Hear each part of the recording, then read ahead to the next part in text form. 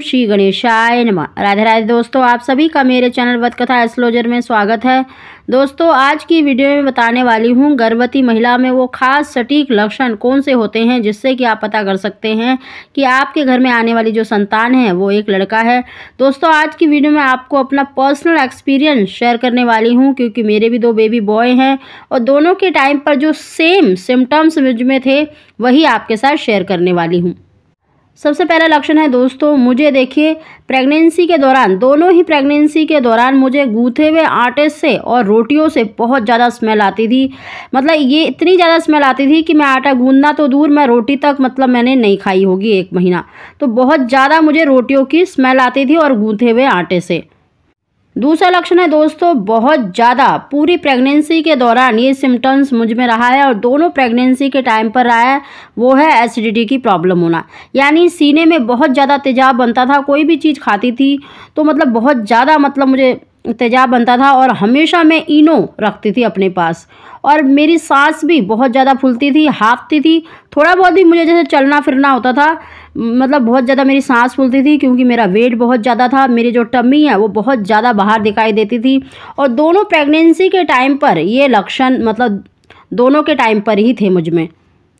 अगला लक्षण है दोस्तों, दोनों प्रेगनेंसी के टाइम पर मुझ में बिल्कुल भी आलस नहीं था। मैं बहुत ज़्यादा अपने आप को एक्टिव फील मतलब करती थी और हर समय कुछ ना कुछ लगी रहती थी और शायद उसी वजह से मतलब मैं घर के ही काम में लगी रहती थी, तो उसकी वजह से मुझे दोनों ही जो डिलीवरी है वो मेरी नॉर्मल है।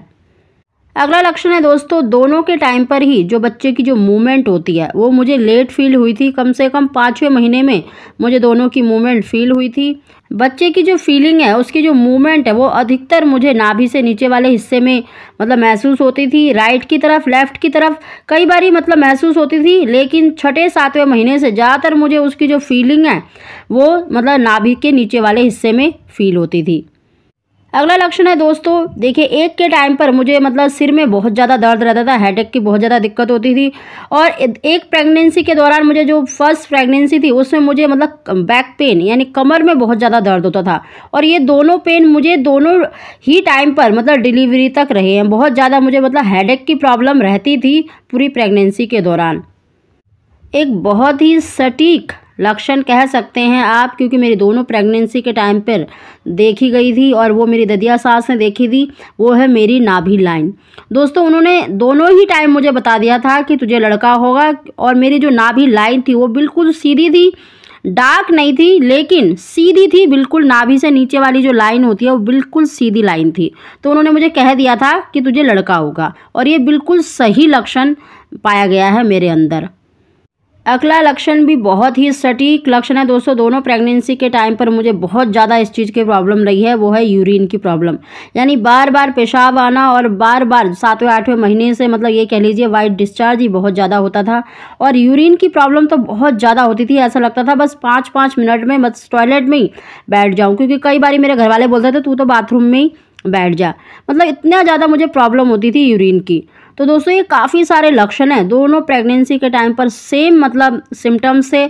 इससे आप अंदाज़ा लगा सकते हैं कि आपके घर में आने वाली जो संतान है वो एक लड़का होगा या लड़की होगी।